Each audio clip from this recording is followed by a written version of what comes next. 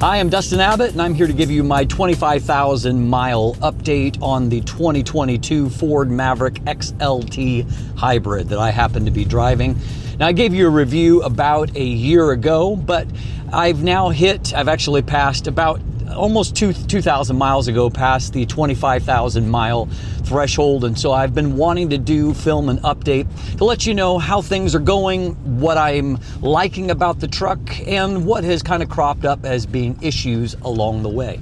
So first of all, a check-in on how my mileage is going. Now, you might be able to tell out the window that it is the dead of winter here in Ontario.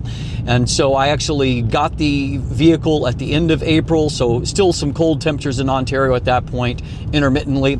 And so this would be the second winter that I've gone through. That obviously does take a hit on the overall fuel economy, particularly when it's extremely cold, as it does get here sometimes. And so at this point, I am averaging 37 miles a gallon overall. And so that includes all types of driving, including towing a utility trailer for a variety of different functions. And so not bad for a truck overall, particularly for a vehicle that is so incredibly versatile for doing so many different things. Also, just in terms of general maintenance, at this point, I have had zero issue with things like brakes. No brake service needed after nearly 2 years. I'm still on original tires, though I will note I do use winter tires. And so that means that my original summers only get, used for here about 7 months of the year, 8 months tops, as opposed to being used constantly. Now, on the brake front, one of the advantages of the hybrid powertrain is that if you're trying to drive efficiently, a lot of your braking actually is regenerative braking, which doesn't involve the mechanical brakes at all. And every now and then it's actually good to step on it a little bit harder just to make sure that you're not getting rust on those rotors, and it's good for them to be used. But because of that, I fully anticipate it's going to take much longer than my typical cycle on a vehicle before I need to do any kind of brake work, brake maintenance. So updates as far as some of my issues and complaints at this point. I have had over time some intermittent Bluetooth related issues, mostly that either my phone would be connected and then it would just randomly disconnect, and then I would have issues with reconnection, or just when you're getting in the vehicle not connecting. This took a while to resolve, but fortunately one of the over-the-air updates for the entertainment system did fix that Bluetooth issue. And so at this point, everything works stable and consistently as it should. So it was an issue. If you're thinking about buying this vehicle in the future, it probably won't be an issue because it has been resolved via firmware. I also had what I think to be more of a vehicle-specific issue, where I was having an intermittent issue with my interior and approach lights. And so when I would come up to the vehicle and unlock it with the key fob, sometimes I would have no interior lights getting in. And of course, that would be particularly annoying going into the winter months where it gets dark quite early. And so there's a lot of times where you're driving in the dark. Because it was intermittent, it took a little while to diagnose. I took the vehicle in and brought the complaint on a couple of times, but because it wasn't doing it at the time, when I actually had a scheduled appointment, they weren't able to diagnose it. So I ended up going to the dealership during a time when it was actually doing the issue. So it was an unscheduled appointment, but I just came in and told the service department, okay, here's what I've been talking about. They sent a tech out, he saw what was taking place, schedule appointment, and they were able to do some flashing and updating of certain systems, and through that, it seems to have solved that problem. I haven't had any issues with it after that point. My other kind of critique that is probably largely centered around the 2022 model, it being the first year for a brand new vehicle, was that there have been a ton of recalls at this point. And I think I'm at least 6 recalls. And while obviously all of that, I haven't actually experienced any of the issues that were covered in the recall. And it doesn't cost me anything because it's all done under warranty, obviously. But it doesn't change the fact that I've had to have at least 6. It actually, in some cases, it's probably been more like 7 or 8 service appointments, because there's been a few occasions where they ended up not having all the parts that they needed. And so it had to be a secondary follow-up. So that's days without having my vehicle. It's days of interruption. And so as a byproduct, it's just been a bit of an annoyance. And so fortunately, again, I've not experienced any of those issues that were covered there. but there has been a lot of recalls. So fortunately, that's a fairly brief list of complaints about the vehicle or issues that I've had. So some of the positives that I want to report at now a long-term update on the vehicle. The first of those is that the interior is holding up really, really well.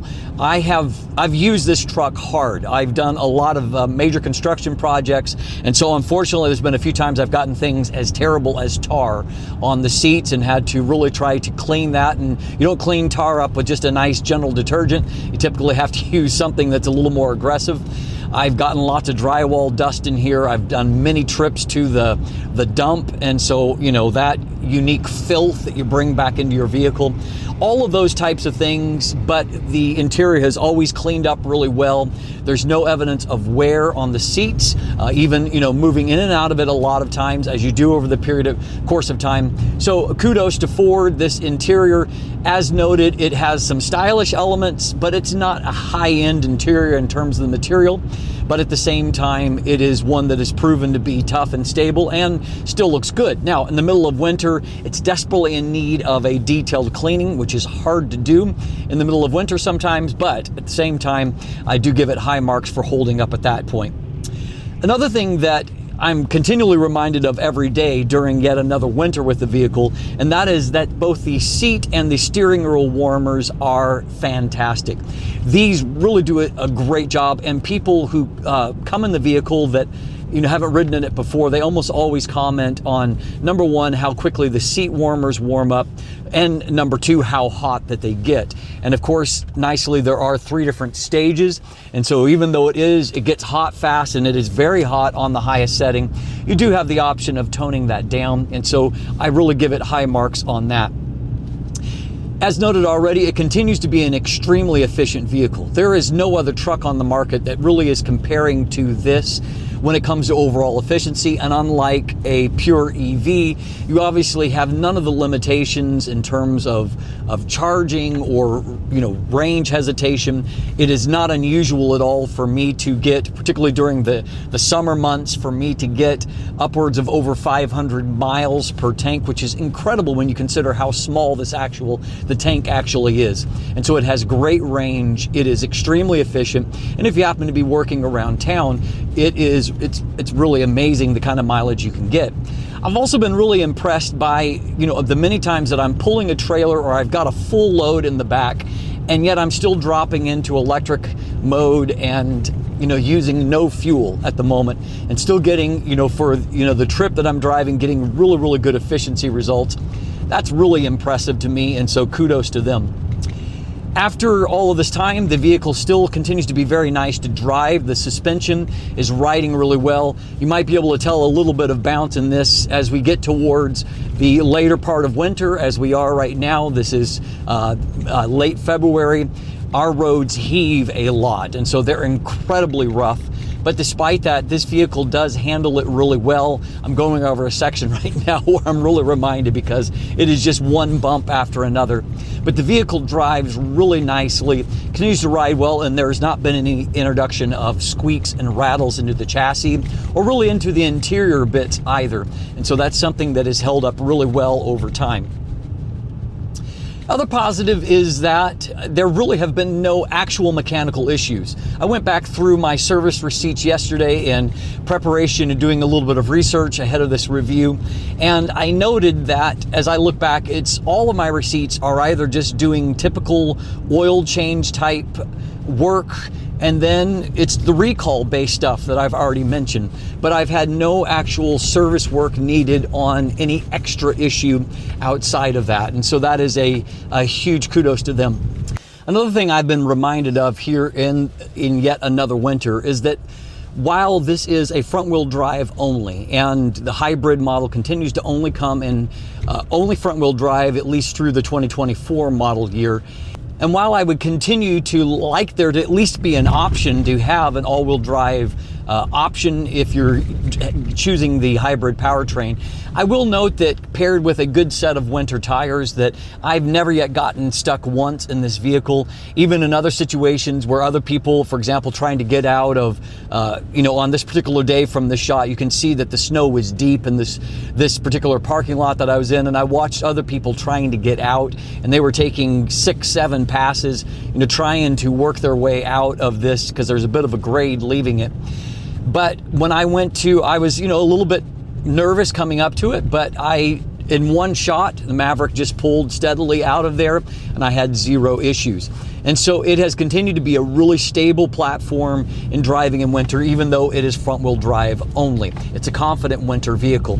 The final thing that I will point to, and this is something that I recognize is subject to change in the maybe even near future, but that is, at least to this point, this vehicle has held its value incredibly well.